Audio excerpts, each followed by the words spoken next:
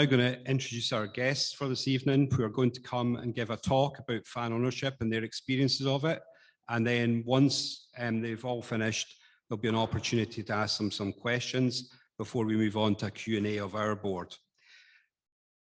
So firstly, we have Louise Strutt. Louise is a director of the Foundation of Hearts and has been since 2015. She's a director also of Supporters Direct Scotland. She runs her own tax, accountancy and financial planning practice in East Lothian, having been in financial services for over 27 years.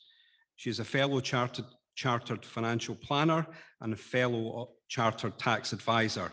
She's a huge Hearts fan, has been a season ticket holder since she was 4 years old. Hopefully we can welcome Louise.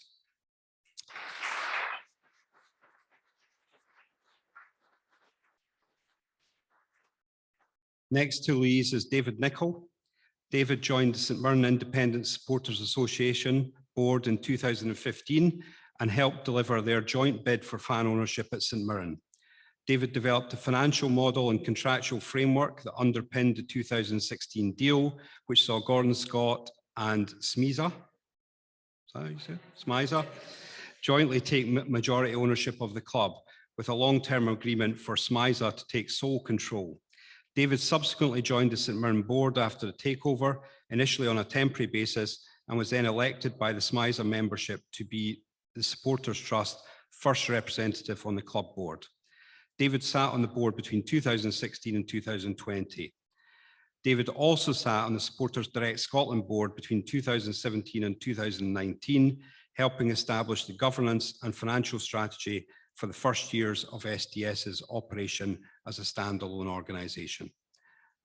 And with David, to his right, is Colin Orr.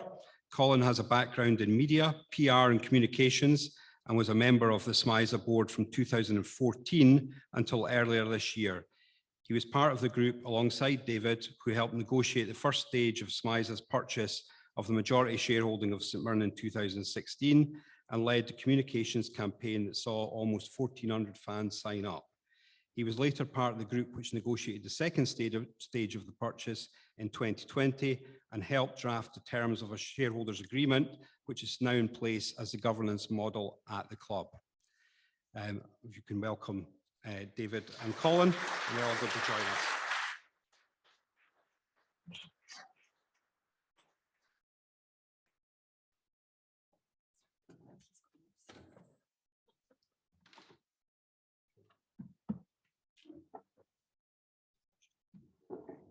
I'm first. You're first. I'll sit here then, shall I?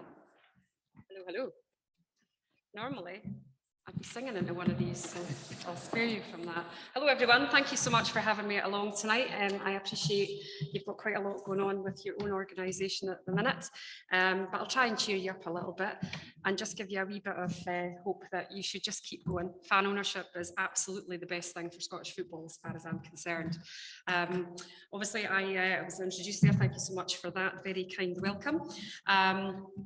2013, my club nearly died. Not on our watch, that's pretty much what happened. Romanoff obviously came along, played about with us for a bit, asset stripped us to within literally about 500 quid is what we had left in the coffers when Anne Budge walked back in the office. Thankfully, we had some incredible fans, many of whom still assist with the foundation and indeed are still on the board, who came up with the idea that we potentially could save our club if we could get fan engagement. We were laughed at, good and proper, even by our footballing authorities. No surprise, I would expect, especially with the clowns that are running our game at the moment. Sorry, did I say that out loud? That was out loud as well. In any case, the plan was that we would look to have fan engagement, get money put aside, ask the fans to put in. Pretty much we started off at £5 a month was the idea. But obviously, as Romanoff's business then lost his FCA licence, with UKO banking, we knew things were indeed going to hit the fan, and my God, they did. So we then realised we needed to obviously get the club out of administration. Most of us that stood on the terrace that day when Scott Wilson said that was the last time he was playing the Hearts fan, quite possibly was one of the worst moments of my life as a football fan. But thankfully, we got quite a few business owners in Edinburgh, and the rest, as I say, is history when it comes to Anne Budge. She has been absolutely phenomenal for our club. She takes some level of abuse, I have to say, and I've no idea why, because the woman is an absolute godsend. And what she's managed to do with our club, alongside the pledges of the fans, has been nothing short of phenomenal. It astounds me every time I now walk down McLeod Street and I see that new main stand that we pretty much as fans directed £3 million worth of the donations that we took to the club instead of the old shackled main stand that we used to have that really was not fit for purpose. However, Hearts are very much fit for purpose at the moment. We won't talk about last night's game if you don't mind. It's a bit too soon. However, when you think about where we've come from and where we are now, we are looking at now the foundation of Hearts having the highest number of pledges we've ever had. Hearts fans are a funny bunch, as I'm sure you'll know, having probably met a few of us over the years. But we do the strangest of things and continue to put money in. You know, we're going into potential recession. We're in the worst cost of living crisis we've had in years, and our pledges have gone up. You know, they really are nuts. I mean, we had one guy bought an owl from the old main stand for £4.5 grand. What do you do with that? But you know, the thing is, the love we have for our club, we may differ in the colours that we support, but the passion is still very clear. And despite your issues that you're going through at the moment, you have to keep going. And yes, sometimes you have to swallow your pride, but you've still got huge opportunities to make a massive impact. You guys have got how many members now? 835. 835, so it's increasing all the time. Even you saying that's gone up, what, 69% since you took over 3 months ago. Keep going. You've got a great club, and you know, Partick Thistle were incredibly good with Hearts when we were going through our darkest moments, and it isn't forgotten by any stretch. But definitely keep going. At the moment, we've had, we are now, it was our birthday a couple of days ago when we took over 75.1% majority shareholding of our fine club. And obviously now we're looking to strengthen. Our message is no longer pledge to save the club, it's pledge for life. And our fans have stepped up time and time again to do that. When we were unfairly demoted, as were you, with the pandemic, thank you Dundee for that. We obviously we had to really rally. We did not know what impact the pandemic was going to have on Hearts or on Scottish football as a whole. But actually, you know, being down there and managing to come back up again at first ask has obviously been very good for us to finish last season where we did. And now we are looking at visiting Riga, Florence and Istanbul. I'm relatively happy with that as a Hearts fan, considering, you know, a few fine years ago, we thought we might not even have a club to watch. So it definitely is worthwhile, you know, keeping at it and just believe that, you know, the fans' power is the only thing that matters for a football club. If a football club won't engage with the fans, then it literally only goes one way, and that's down the Swanee, which is exactly what we saw with Romanoff. What he didn't, I think, what I don't think he actually anticipated was the strength of the fans. And the pride that we have within our club. It's not unknown that obviously the history of Heart Midlothian Football Club is quite something, irrespective of your beliefs, but clearly we wanted to protect the proud history that we have, especially going back to the days of McRae's Battalion, and obviously the fact that our entire first team, the only team in history that enlisted en masse to fight for their country. That is our pride that runs right throughout our club. It runs throughout our kids as well. It's quite phenomenal now at Remembrance Sunday when you see the number of children, Hearts fans, that turn up at that. At the moment, we've obviously got the Festival Fringe on in Edinburgh. Thank God that'll be finishing soon. Love it, but my God, you can't get moving. But basically, we've got the War of Two Halves, which is basically the stage show. And, you know, irrespective of, as I've said, your colours, if you do want to see something that's pretty dramatic, and definitely you will be wiping away the tears, it's pretty phenomenal. It is set in Tynecastle, but it's really, really good because of the story that goes with it. So we do have a really proud history too. We wanted to protect that, and we did. We took over majority shareholding last year. We're now in Europe. Don't know how long we'll be in Europe for, because we've now got more injuries than games, I think. But I'm holding on to the phone because I'm waiting to see if we've signed our striker tonight. But yeah, but yeah, we've got a few injuries at the moment. But the one thing that is true, and the one true constant in our club, is our fans, and we'd be absolutely nowhere without them. I don't know if you saw the press today, but I arranged a transfer on Friday, on Saturday, while standing in the fans bar. pretty much to transfer last month's transfer from the Foundation of Hearts pledgers over to the club, which took us over the £14 million mark, which I think for a Scottish football club is absolutely phenomenal. And it's not unachievable. Yes, Hearts may have a large support, but it's not unachievable with what you're able to do within your own remit, and there's very different ways in which you can do that. It's no mean feat when you actually get a compliment from Jim Spence on Twitter about an Edinburgh club, so we were quite chuffed about that. But it comes down to what does good look like, and good looks like having a great governance structure in place, something where your members have a right to talk and have a right to react and have a right to a say. We very much push the mandate of we are fan owned, we're not fan run, and we strongly believe in that. We have to have a strong club to do that. Having the 75.1% shareholding allows us to do that as well. And within our governance structure, we have various issues that cannot be voted on without passing a supermajority of 90%. Governance is as dull as dishwater, and this is coming from somebody who loves tax.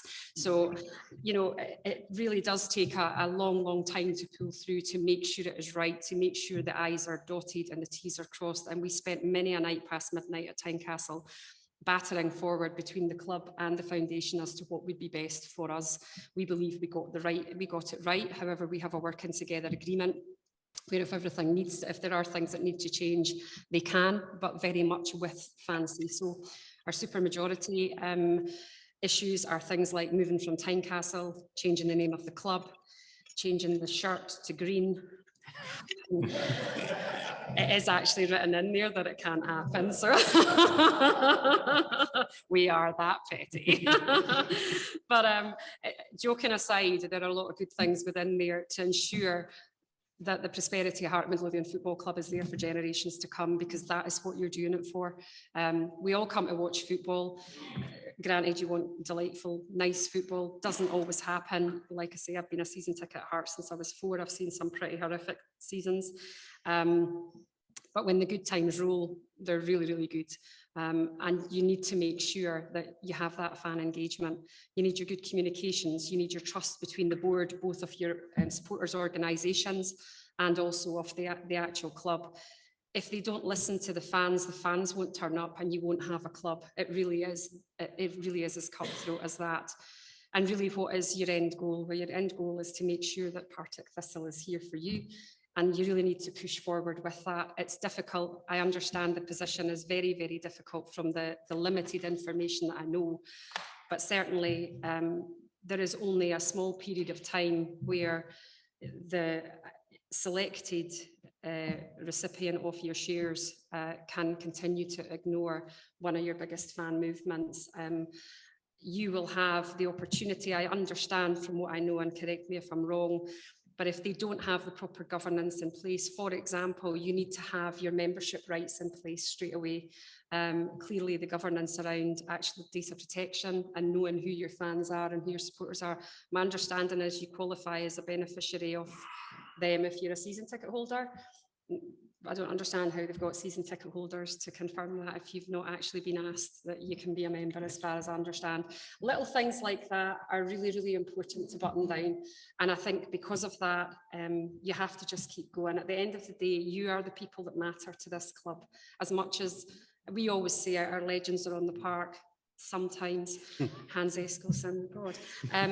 But the legends really are sitting in the stand. They are you. You are the basis and the lifeblood of this club, and that continues long after the players that you shout on and love. And working with your legends is probably the worst thing ever I can say, and I've met quite a few of them. Great on the park, but oh my God, really terrible to however, but the thing is, they are long gone when you still stand there, when your kids are there, your nieces, your nephews, your brothers, your sisters. The constant is true. You'll still walk up the road to that stadium to watch that club. So you need to keep going as much as it's difficult, and you will overcome it, because there will come a point when the club and the trust realise they have got to get the majority fan support on board. So I wish you all the best, certainly from the Foundation of Hearts. Thank you.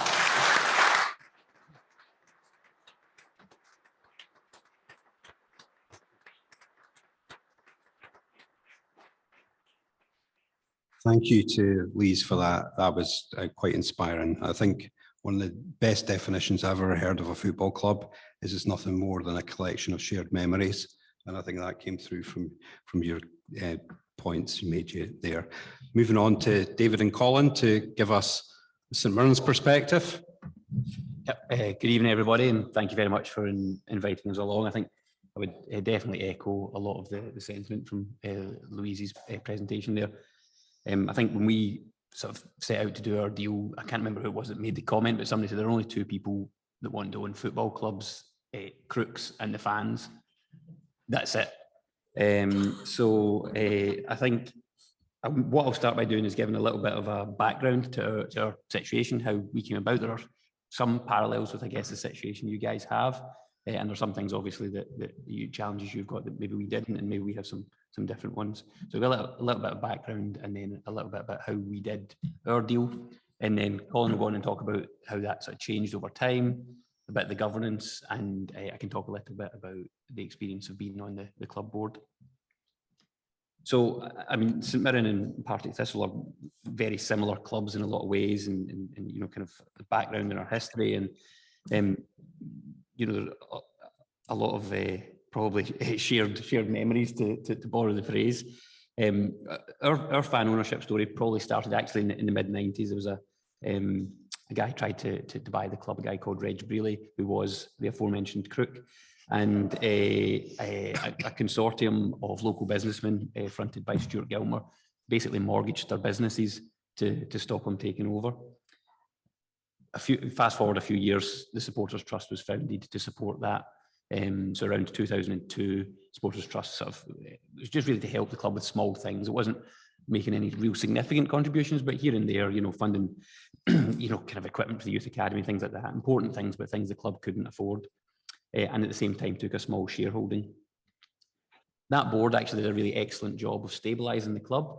They cleared the debt, they got a new stadium, they built as a purpose-built training ground and youth academy.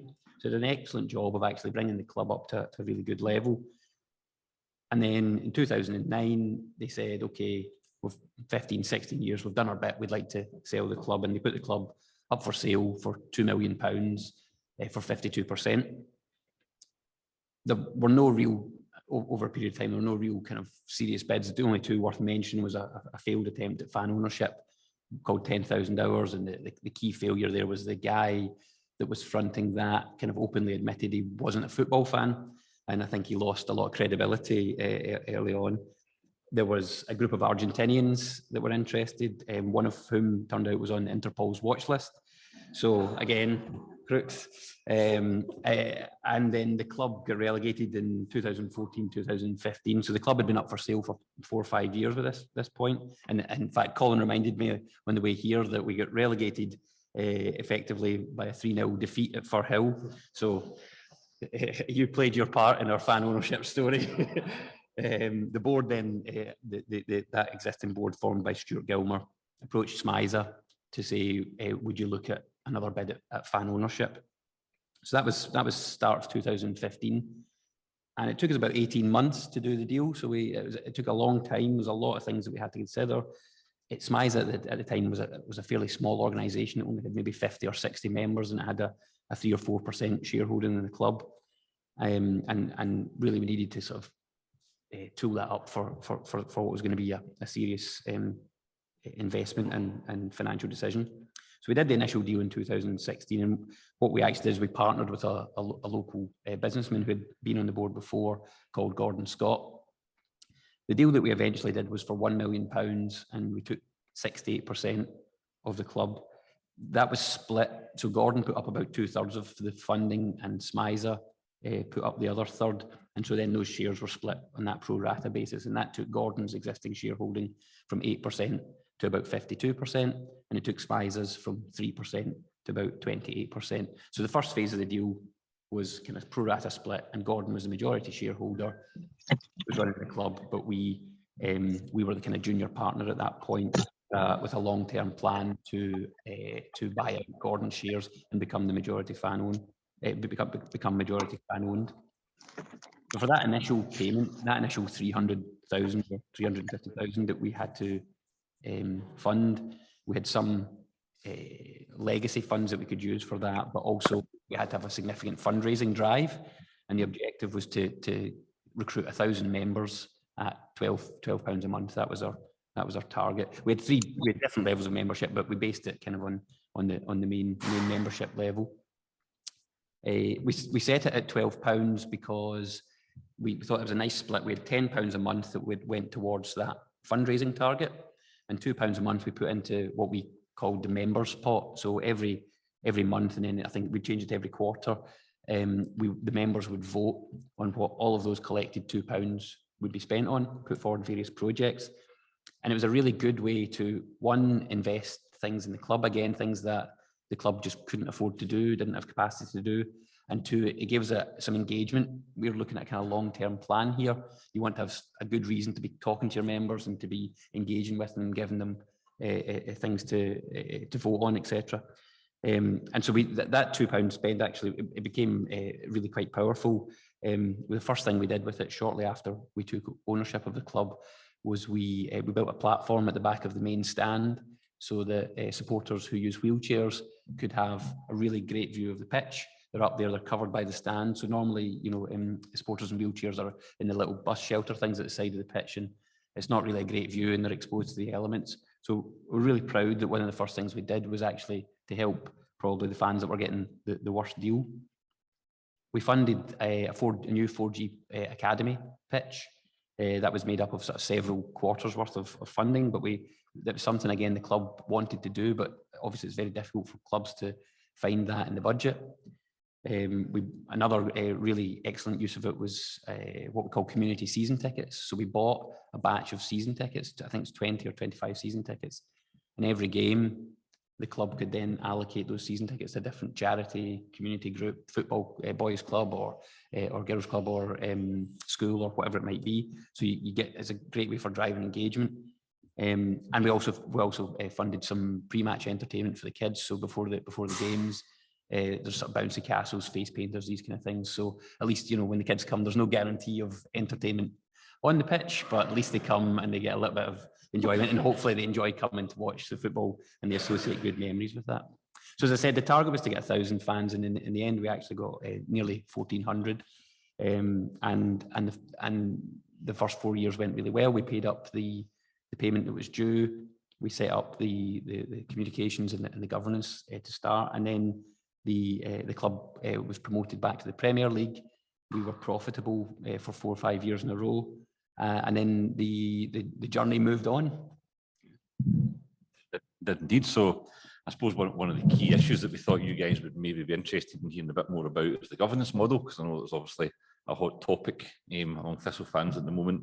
There's obviously one that has been proposed that I'm sure people will have their views on. So we can talk to you a little bit about what we ended up with and the process that we went through. So one of the key points of the initial deal that we did with Gordon Scott was that we had a 10-year exclusive option to buy his shares. So what we were delivering in 2016 was not fan ownership straight away, but it was the first stage of a deal that would ultimately lead to that. So we didn't have a detailed governance model at that stage because we thought, well, we've got 10 years, you know what I mean, we've got plenty of time. So as Dave said, things progressed pretty well on the park, promoted back to the Premier League. I'll gloss over the Alan Stubbs era, but apart from that, everything else was going pretty good. And in 2019, we had an approach that kind of changed the nature of the deal. So that came from an organisation called Kibble, who you may or may not be familiar with, but they're one of Scotland's kind of largest social care charities. They've been based in Paisley since the 1840s, so even older than the club. And Gordon was amenable to the idea of working with them. They were quite keen to have, they already had various involvements with the club, but they wanted to grow that relationship. And I think the opportunity for them was they look after children who are in care. Most of them go into work in leisure or hospitality. So they saw a football club as a great place to offer training or job opportunities to the young people that they care for. And what they were willing to offer in return for an ownership stake in the club was all of the support staff that they, as a massive organisation, have, but which a football club doesn't. And I'd imagine St Mirren and Thistle are probably quite similar in the sense that if you were to take all of the footballing staff out of it, then you're actually left with a pretty small number of non-footballing staff that are actually running the business. In our case, I think there's about 10 full-time non-footballing staff that are running the Premier League club. So sorry, that was well to the guy. I'll do that.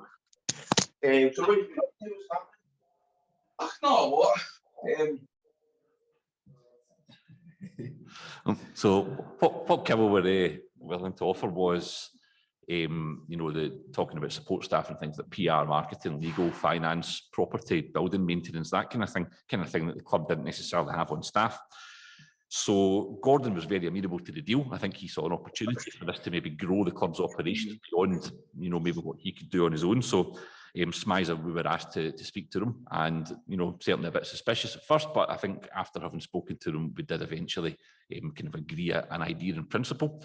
And the kind of alternative model that we come up with, based around the idea that SMISA, we were due to the number of shares that we were committed to buy would have taken us to 71%. We never needed that many. We only ever needed 51. So the model was based on the idea that Kibble would buy some of the shares we didn't need. So we would buy enough to get to 51. They would buy enough to get to 27. Gordon was willing to sell his shares to make that happen. And that would allow us to have delivered majority fan ownership, as we did, by summer of 2021. And we managed to do that with about a cash reserve in the bank as well. So obviously for this to happen, we needed to put it to a members' vote. So we kind of went live with the idea. Obviously there was a lot of debate at the time. We did public meetings and all the rest of it. We explained it. The Kibble guys fronted it. And what we presented was I suppose it was a kind of summarised version of the shareholders agreement that we had between ourselves and Kibble, which essentially set out how a fan-owned club would be governed. And in the end, it was voted through by the members. 93% were in favour of it. So that basically meant, as of July of last year, about a month before Hearts, we took majority control of the club. So I'm going to briefly talk you through a couple of the key points of the governance model. I appreciate you guys might want to, you know, compare them, I suppose, to what you have. I don't think there's a right and a wrong way to do it. We ended up with the thing that worked for our circumstances, and I hope that whatever Thistle end up with, you know, you guys, I've got confidence, having listened to your representatives tonight, that they will do whatever is right for you. So key points in our model, we stressed all along that fan-owned but not fan-run. So you know, we had to be clear, you're not going to be picking the team, you're not going to be setting the transfer budget, all the rest of it. The club staff run the day-to-day operations of the club. The club board sit above them. They do what boards do. They make the big decisions around things like, you know, budget, strategy, etc. And above that are the shareholders. There are certain issues which they need their permission before they can do anything with. So in terms of the board, crucial point, SMISA appoints the majority of it. So at the moment, there's a 6-person board. We appoint 4 of those people. The other 2 are Kibble directors, so it's key for them to have seats on the board as well, and the percentage representation on the board kind of roughly reflects the shareholding percentages that we have. We actually left Gordon Scott in place. He stepped down as chairman, and one of our other appointees, John Needham, became the new chair, but Gordon and one of the other directors, Alan Wardrop, who'd served alongside David since 2016, they're still on the board as our reps. We wanted to make sure there was continuity and stability, really, from one era to the next. But what we have in terms of the new appointments is the SMISA board has to recruit. We treat it like a job advert. There is a job description. And the model we put in place with the members' agreement is we essentially would recruit people, interview them, and then put the preferred candidate to the members for them to either accept or reject. So there is a clear line of democratic accountability. The shareholders' agreement that I mentioned, it defines a number of matters for shareholders' approval, probably similar to what Louise referred to with Hearts. These are the kind of big issues. So I'm talking about changes to the board structure, changes to the structure of the company, you know, any major borrowings, things like selling the stadium, changes to the, you know, club colours or badge. Can't change it to blue and white hoops. So SMISA's role in all of this is to gather the views of the members, make sure that those views are made aware to the guys on the board. The shareholders' agreement puts you know, formalises the fact that we expect our board guys must consider the fans' views. However, they have to balance that with the reality of running a business. And David will go into more detail on how that works. Ultimately, you know, the role is to consider the fan views, but do what they believe is right for the club. Something we were very clear on is that we need the guys on the club staff to be the ones who are going back to the fans and telling them what the club has done and why it's done it. We felt very strongly that SMISA is not running the club. SMISA can't explain why the club's doing that, or why such and such a player got sold, or why the ticket prices are what they are. So we said the club will do club comms, SMISA will do SMISA comms. And I think there's a relevant contrast there between what the PTFC trust have set out in terms of the idea that they might be the ones who will meet with the board and then tell you what the board says. Yeah, you can make up your own mind on how that might go, but I think we felt that was not, we took a different route. So a couple of last points I'll make, and then we'll hand over. Appreciate you guys will have a lot of business that you want to get through, so you don't need to hear from us all night. But one of the things we did in summer 2020, when we were on the final countdown to taking over, was a comprehensive member survey, asked a lot of questions about what people wanted from the future of the club, how do they want the money to be spent, and that kind of thing. So we used the results of that to create our mission, vision, role and values, which is all online if anybody wanted to go and have a look. We also used it to create a finance model, and I think a big difference clearly between ourselves and kind of official situation, there was obviously no gifting of the shares. We had to set ourselves up as a fundraising operation, about 200 grand a year income. So the question we had for the members is, well, are you happy to keep paying what you're paying? And if so, are you happy for the money to go into the club? And overwhelmingly the answer was yes. So we worked out the best way to do that in line with their wishes. So obviously once SMISA's costs are taken care of, because every organisation has some, 50% of the money that's left will go into a cash reserve. So that's there in case there's ever an emergency that the club might need a loan from us. 30% of it goes into the youth academy, which is the number one priority consistently that our members have said. 10% of it goes to the club's charitable foundation, and the other 10% goes into a pot which you can spend on smaller projects as the members choose. And we've always had the thing that the members would vote on how they wanted that money to be spent. So so it's I suppose a reason for people to still be a member is very much that your money is supporting the youth academy, the charity, rather than ensuring that the shares stay in the hands of the people who will care for it most. Ultimately, that is the model that is best, I think, for any football club. It's the one that worked best for us. I sincerely hope that you guys can find a way to make it work for you as well. And I would say thank you very much for listening, and we're all of us happy to take any questions.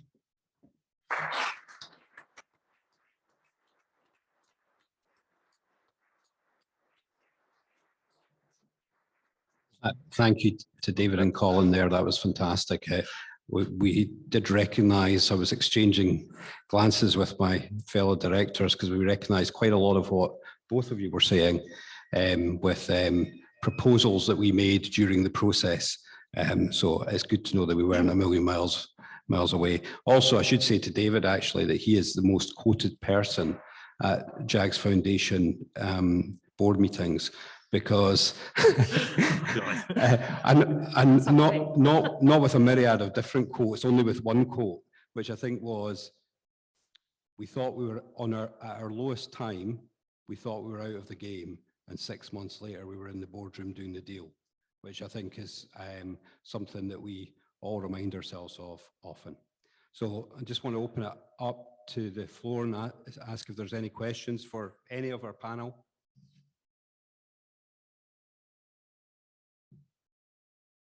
Must have covered everything. There's one at the back.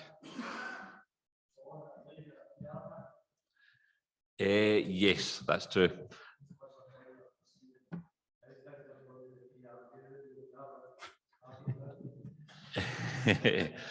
Oh, good question. I think we're kind of conscious. We're obviously here. We can talk about our own experience. I'm conscious of not wanting to sound too critical of people. I don't know who the guys in the PTFC trust are. I've obviously been watching with a bit of interest over the last sort of few weeks as to everything that's been going on. It's certainly it's been quite a saga. I think something we always did whenever we had something to announce is we always wanted to make sure that that announcement would be robust enough to withstand all of the questions that would follow. And when we did the initial deal and then when we did the revised deal, we worked behind the scenes to make sure that there were Q&A documents and things like that, so that when you do present something that's going to provoke a lot of questions, we were then able to say, well, actually, we thought about what you would want to know and here's the answers. And I suppose that it was kind of an omission, perhaps, that your other trust kind of didn't seem to do that, and it now seems that they're maybe fighting a bit of a mission to pull it back. So it certainly struck me that that was a bit of an omission on their part, shall we say. I would say that I think the comms of the Jags Foundation guys are doing an excellent job. You're really open, really honest, really detailed in what you do, and I think Sandy and the guys, you're doing a great job on that front. Thank you. You're welcome. Thanks. And we've got a couple of questions that have been submitted by the Zoom audience, which I'm just going to hand over to Andrew to ask. Yeah, so we've got a question from David Donnell. Maybe can people hear me? Question from David Donnell. I'd like to ask the panel, what do they wish they'd known or done when they first started the fan ownership journey that they didn't do at the time? You're laughing, so we'll take you first, Louise. I thought your meeting only lasted an hour. You know, ours was maybe, I think maybe ours was a slightly different journey because the Foundation of Hearts really was born out of chaos and crisis. We were at the stage of potentially losing, not potentially, we were going to lose the club. So we really cobbled together what we could to really just try and be able to have a funnel that we could put the pledges into. So I think the difficulty is you can't really have the structure there when you don't know whether it's going to happen or not happen. So you're very much, I think, learning on your feet. And it's interesting, I think the guys at SMISA said exactly the same. We've got 10 years to get this right. But actually, it's amazing how quick that actually comes around. So it really is a moving feast. And of course, it depends on how you are structured, like what number of shares you're taking, what's the time scales for doing it. Ours is very difficult because remember we were dealing with a man who at that point was living in a submarine. So you know we really did have to try and pull everything together. But the guys did as much as they could. I would say data is the most important thing. It's something certainly at the Foundation of Hearts now that we are realising we really need to up our game on this. So being able to, I think, have that fan engagement, you also have to have fan approval that it's okay for us to contact you, it's okay for us to reach out to you and try and find out a bit more about the demographic of the fans that we have. Fan surveys, I think, are one of the best things of being able to do that. The difficulty we had, certainly with the Foundation of Hearts, is we were, and we still are, a separate legal entity to the club, despite now owning the majority shareholding of the club. So we could never access the club data to reach out to our pledgers. And it was very much a case of reaching out to everyone on the terrace that day saying, look, give us your money. We were very much Bob Geldof. And most fans reciprocated, but we knew nothing about them, you know, and things like having the right amount of data would have allowed us to reach out more and probably better, especially during the really tricky moments, such as when the administration was, you know, we were coming out of administration and had come in with Bidco. But even a few years into our agreement, we'd said 2 years working capital, and then effectively we start paying the Bidco loan back. That then changed. My first board meeting was to change Bidco agreement so that we could then put £3 million into the stand. So all of these things changed, but we needed to reach out to the members. We had data here, there and everywhere, trying to cobble these systems together. We've got a reward system for our fans that pledge certain pledges, they get the maroon points. The data is the one thing really that drives you forward and makes it bigger and better. So I would say probably our data could have been better. Our communications, certainly, you know, we pulled together a board with some skill set, but predominantly it was just mostly dyed-in-the-wool jambos that came up. So I think making sure that your board is strong enough to contend with any issues that may then come from the club or from the fans, or even from change in regulation within football. And can deal with that. Your PR guy, you need a marketing guy, you need a solicitor on the board, you need somebody who knows about tax so that you don't breach any issues with VAT and so on and so forth. All of these things are really important. So it's a moving feast, because I really could sit here all day and say we should have done this, we should have done that. But you know, it's pretty much as you go, you deal with it. And of course, because we're all voluntary, you know, you're basically just trying to pull together what you can when you can. But we've got a great group of supporters who we really need to go out more and ask to help us, because they're willing to do so. But if you don't have that data in place, it's very difficult to reach out and get that from them. Thank you, Louise. Just in the keeping of time, we're going to ask the next question at you guys, if that's okay. So it's a question from Sandy Wilkie over Zoom. Both examples here have had a willing owner to do a deal. What tactics would you have considered if the owner had been less keen to hand over the shares to the fans? It's a great question. That is a good question. Very loaded question, Colin. I think Purely theoretical, of course. as your PR man. So I think, I suppose, again, I can comment on what worked for us. What worked for us was setting the target. So I don't know if there's some sort of deal that could be done where you could be approaching the board and say, if we get this number, will you do the deal? And then you're putting it onto the members, the fans who are not currently members, and saying, can you make this happen? Because this is yours if you want it. It worked for us. We said 1,000. It was a nice round number. We had people saying, what if you fall short of 1,000? And you were kind of trying to explain that, it's not like if you get 980, you can't do it. I think from our point of view, you could have made it work with less, but would you have wanted to have made it work? From our point of view, we said, well, we're kind of putting this on you guys. We've negotiated the deal. This will happen if you want it, and it's up to you. We put a kind of, what do you call it, a kind of countdown thing on the website, and people were watching it going up and up. And actually, we knew we were going to smash the target, but we kept that sense of jeopardy going because you wanted people to feel that it was in the balance. I don't know if that tactic would work for you. I don't know if they'll play ball, but it's a suggestion. Thank you. I think the next question is for you as well. Sorry, Louise. It's all right. Oh yeah, sorry, a question from Greg Forbes. Can the St Mirren guys give some background to how fan ownership affected the decision about tickets for games against the Old Firm? I think that is a direct result of fan ownership. There's a kind of long history about how that circumstance came about, but it was always unpopular with the support. And one of the things is, as the Supporters Trust representative on the board, is it's important that you get across what the fans' views of a particular situation are likely to be. Try to kind of represent, what make sure that they're considered in the decision. But you're also a director of a company, and it's important that you do what's in the right interest of that company as well. That's your legal duty.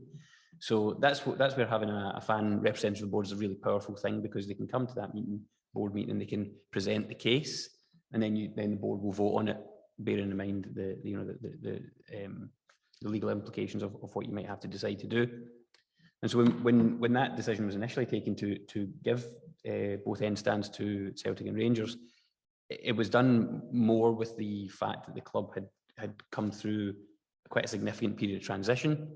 We were bedding in fan ownership, but it was very clear that everybody in the board was keen for that not to be the long-term situation. And at the point at which we took majority shareholding, I think it was John Needham, who was the chairman and the first chairman of St Mirren as a fan-owned club, wanted to make that mark that this is important. It's important to our fans, and it's important, not just as it's important to the fans and they want it so they get it, but it's important that we make a mark that the fans own this club now, and our first responsibility is to them as owners. And also, I think probably just to touch back on the financial implication of that the fans own the club, but they also own the financial implication of it. So that's what we want as a fan base. So that's what we're going to do. But also what we've got to do as fans is step up and make sure the club isn't negatively impacted by that. And the way it worked was there was a kind of working group formed to look at it and find ways that we could mitigate that as best we can. So it definitely, being fan owned, I think, was definitely a significant contributory factor. Thank you. Yeah, I suppose I would just add really briefly, it was the kind of issue to explain the background, as Dave said, that for the last few years, both ends of the stadium would go to Rangers and Celtic fans. I think as a fan, you hate it, you know, it's horrible to see, but also we probably had insight into the finances. It was worth about 100 grand a year to the club to be selling those seats. And it was a brilliant case study, I think, in kind of fan emotion versus financial logic. And I didn't envy the board really having to make that decision because, you know, as David said, the implications are that there's less income coming in, which directly impacts on the playing budget. But they made a big statement there by saying, you know, we're not going to be moving our families out of the way for Rangers or Celtic. And I think, as David said, you know, it was done with, I think, fan ownership. Yeah, it probably wouldn't have happened otherwise, but it was a statement that they wanted to make, and certainly popular, I think, among the fans. And you know, time will tell how it plays out. But fascinating case study there, I think. Thanks, guys. I've got one more. Oh, sorry, Andrew, go for it. Yeah, it was just a question for you. Just interested if you could tell us a bit about the award scheme, the loyalty scheme, the employees, how it's engaged in the business or the wider community of your funds that come out each month. You know, is it subscription based or more loyalty stuff? Sorry, I'll just repeat the question back.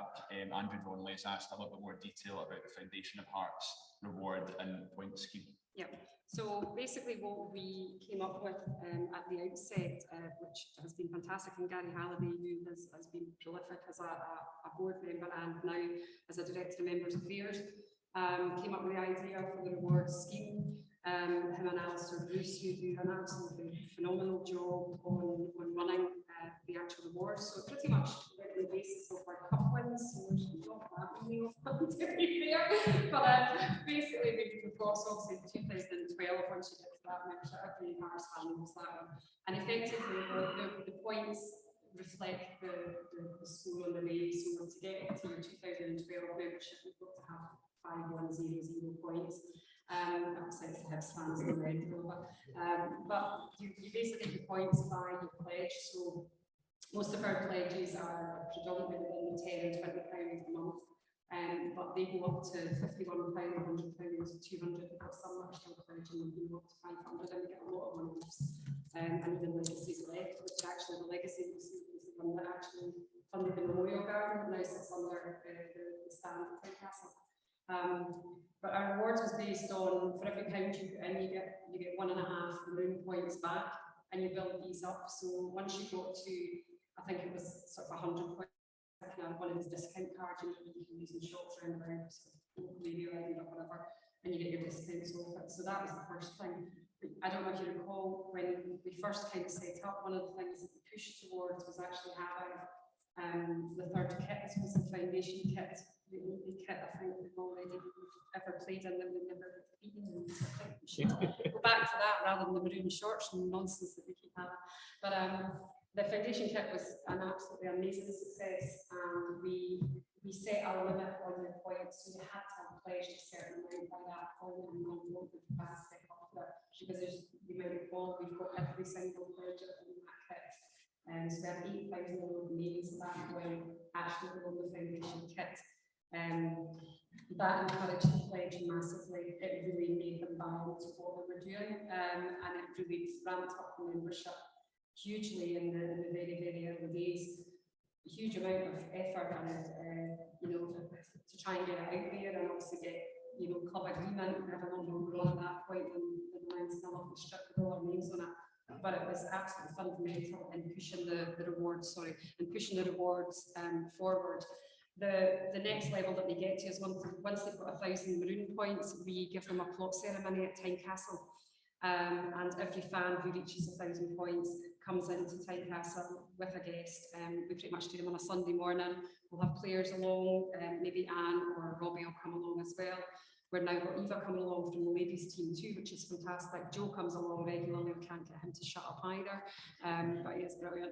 And pretty much the fans then are given their certificate, which is a plot of Tynecastle. They can't do anything with it. You know, they can't go and sausage sizzle or build a Tesco or, you know, put a shop up. But it's pretty much a plot of land that is allocated to them under the landowner kind of act, which we think is really quite quirky. And fans love it. I think when you're on a board such as this, you forget how fortunate you are that you're walking around Tynecastle. You can go in whenever you need to do whatever you're doing. Sam, there quite a lot. You almost forget you almost forget the excitement that some fans have. A lot of fans don't get a chance to ever stand on the pitch, so it really is really good for them. And we just stick on a buffet, we put on a couple of videos, we always see a spiel to get the heartstrings pulled, and we tell them, you know, their certificates are pretty much, they're the legends. Is that me that's doing them? They're the legends, so that's what we want to try and instill. It's worked very, very well. They then go to the next levels, which are pretty much the certificates. We do that in the fans bar. We'll get along Gary Locke. He will give them their certificates. It was very difficult during COVID, as you'd expect. We couldn't do anything like that. But we're about to revamp the rewards package completely now, because the difficulty, of course, that we have is a lion's share of our pledges are £10 and £20. So we've now got thousands that we're having to try and get in these plot ceremonies every Sunday. It's hard graft, but it's incredibly rewarding. And there's not a single Hearts fan who's been here who hasn't enjoyed it and enjoyed the day. They're made to feel special because they are. They're the ones that have saved their club. So you need to give them the pat on the back for doing it. So it's been really good. We're just about to launch a package as well for the kids pledge, something we haven't engaged with. And there will be a rewards package attached to that as well. So we're hoping we can maybe do a wee scarf above the head thing for the kids and stuff as well, which again, we need to focus on the next generation. They don't have the urgency that we had to save the club. So we've got to start educating them on that now so that they continue to pledge going forward. That's been really, really good. Thank you. I'm going to take one more question from Zoom. I'll take you, Martin, and then we're going to end this part of the meeting and move on to the board Q&A. Question from Ian Welsh. It's aimed at both of you. Rapid fire answers. How much dealings do SMISA and Foundation of Hearts have with the football authorities, and how has that relationship changed over the years?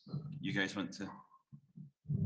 Yeah, I mean, SMISA as a sports association, we wouldn't have a great deal of dealing with the football association.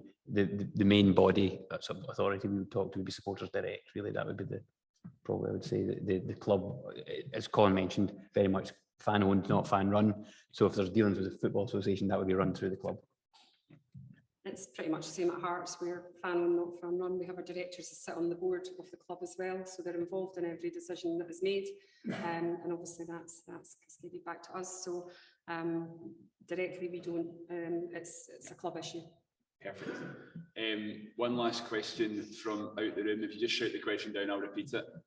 I was just going to ask, in your respective journeys, did you encounter fellow fans who sought to oppose or undermine genuine fan ownership, you know, and didn't want the level of transparency and engagement at all? And if so, how did you deal with that? Because I think it's harder when you're with fellow fans.